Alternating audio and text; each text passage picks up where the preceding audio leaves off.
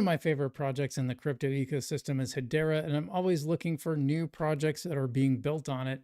This one is really, really interesting because it's a stablecoin lending market and it's available on Hedera now. So let's dive into this a little more.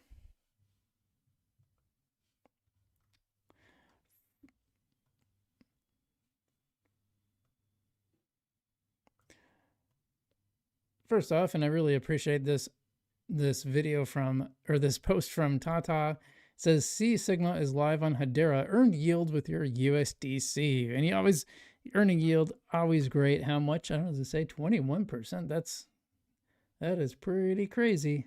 Pretty crazy. Even longer in 15-day and 30 days. So definitely interesting. Something interesting to check out. Now we can look at the longer post here because the Hedera Foundation released this longer post about it. Through C Sigma Finance, yields in the Hedera DeFi ecosystem are now tied to real-world economic activity, with 80 million plus in fully collateralized, legally enforceable debt obligations.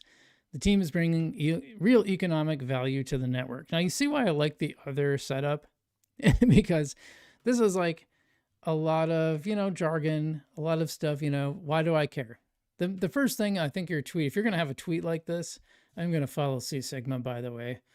If you're going to have a tweet like this, the very first thing is like, why do I care? Earn yield with your USDC. Boom, there it is. Here's why I care. So I just want to highlight that because I think if we're going to sell this stuff, I have people come in my chat all the time and they're like, take a look at this coin. I'm like, why? You got to give me a reason. You don't just say, hey, do this. Hey, look at this. You wouldn't just go to someone and say, hey, watch this movie, watch Terminator. You would tell them why Terminator is awesome, right? I know it's like a really old reference. I should pick I should watch something new so I can update my references a little bit.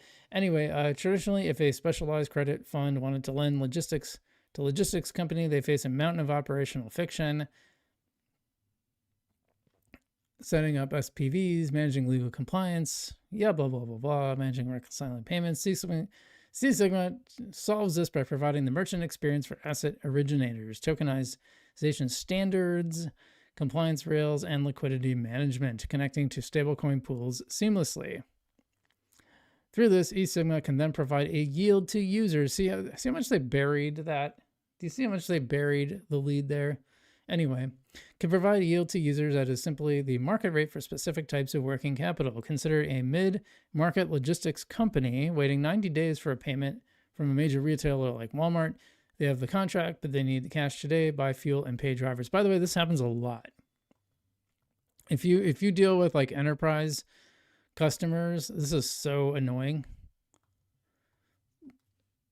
I know a business that got a huge, they were making like these crackers and they got a huge order from like one of the big grocery chains and they couldn't fill it because they didn't have the liquidity. They couldn't get a loan to cover them. So this one, in the traditional banking world, access to this short-term liquidity is incredibly slow and inefficient. These businesses are often willing to pay 24 to 36% APR for immediate capital because the opportunity cost of not having that cash is even higher. Absolutely. That business had to shut down, by the way. So this is real. This is a real problem. So the first thing, maybe I was a little hyperbolic, but the first thing I think is like, first, why does the user? Most people who are reading this are not going to be businesses. They're going to be regular people, and they need that access to capital, and they're going to be wondering, well, or they're thinking like, how does this benefit me? Well, cool. I can get yield on my stable coin. I can get yield on my dollar by lending it to these companies that need it. This is going to be pretty solid stuff generally, I think. And then, these businesses are willing to pay more. Now you saw in that little example, it wasn't quite 24 to 36%, but it was pretty high. And the reason is because they need that capital. It might mean their business. You know what I mean? Like I said, this cracker company in my city, which was, they got screwed over. A lot of things happened. They got screwed over by a snack box company right at the same time as they got this huge order, and they didn't have the liquidity to like keep their operations going long enough to fulfill that order, which would have brought in this big cash flow eventually. So this literally solves the problem that I'm talking about. This is solving real world problems. I think that's awesome.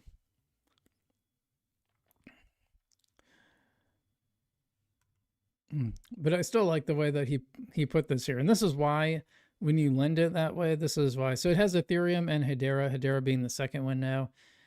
Yeah, I'm gonna have to play around with this. This is pretty neat. It might be a good little experiment. Someone just took the Hedera testnet out for a spin. H Barbarians. Yeah, I want to play this really quick here. So someone 10,732 TPS on testnet. I also kind of want to highlight though, my Algorand fans, we just talked about how 24 TPS is, we'd like to see that much higher. Hedera doing like 3 TPS. And the reason for that, by the way, is it was higher, but that's because one of the governing council members was specifically using, deliberately putting their transactions on testnet or on mainnet, and then they just stopped. And once they stopped, boom, TPS disappeared. So that's a problem. All right, Marco says, breaking Kenya is building a national stablecoin on Hedera. Africa just dropped a massive signal. Kenya is developing a one-to-one backed Kenyan shilling stablecoin inside the NSC Innovation Lab built on Hedera. Now remember, Hedera just had this huge hackathon. I mean, like tens of thousands of builders in Africa. Why Kenya? Africa has a highly advanced mobile payment culture, minimal legacy banking systems. That's a problem. A young, rapidly growing financial ecosystem, and governments already open to tokenization and digital assets. Here's the thing about like places like Africa. If you're in the US or the UK, you have access to banks. You're in the first world. You have access to banks. It's not really like a concern or an issue, generally speaking. I mean, obviously there's some, some things we could talk about there, but if you're in like some of these, areas like places like different countries in Africa, you might not have access to a bank. In fact, the odds are very much that you don't. And it's also a very smartphone focused culture. A lot of these places got smartphones before they got, traditional landline. Like landlines just never showed up there. They just went right to smartphones. So they do a lot on their smartphone. And so this is why this stuff matters. I mean, this is real financial inclusion for them. Now, Hedera is the technical backbone. Why? Regulatory ready architecture, instant finality, ultra low fees, built for government institutions, stablecoins, and enterprise governance. It's not just another chain. This is critical infrastructure. So, by the way, he's bringing up C Sigma, which we just talked about. More than RWAs, though, this is solving a real problem for liquidity for businesses, which I think is great. Let's see. Hedera is rolling out globally, simultaneously Middle East, Africa, Europe, United States, and Asia and Shinhan. I don't know where that is. So good stuff coming. It's got ISO 20022 in his. If you're a deep researcher, having deep researcher in your bio and then having ISO 20022 in your bio, those two things do not conflate.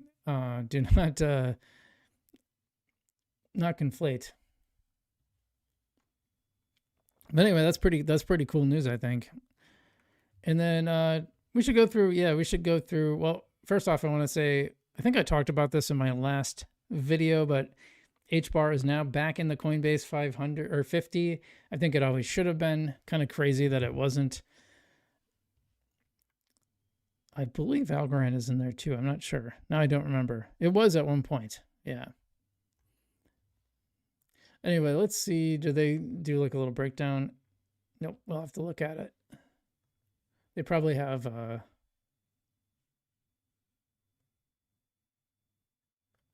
All right, key insights. We're just going to go through the key insights here. HBAR's circulating market cap increased 43% quarter over quarter to 9.1 billion, driven by a 43.2% rise in token price, while circulating supply remains steady at 42.4 billion, which makes sense. I mean, I bought a lot of my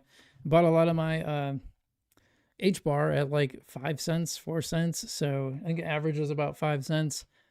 And, it's even today, it's like at almost 15 cents. So that's 3x still, even with the pullback. Hedera's stablecoin market capitalization grew 1.4% quarter over quarter to 115 million, supported by continued USDC inflows, following the Q2 integration of Circle's CCTP. So that's good to see. Average daily transactions declined slightly by 0.9%. Well, that's a bummer. Although daily active accounts rose to 15. So you get more people, you start getting more people that are doing less things with it. And new account creation increased 178%. DeFi TVL rose 53.4% quarter over quarter to 113.5 million, with DEX volumes nearly doubling, and Saucer Swap accounting for over 2/3 of total liquidity. So Saucer Swap kicking butt. And the Wyoming stable token commission announced the selection of Hedera as the only additional blockchain candidate for the Frontier stable token, the first U.S. state issued stable token. We talked about this one. We actually covered this when that broke. So definitely a good Q3 for Hedera, and good to see. I'm still very bullish on Hedera. It's done well for me.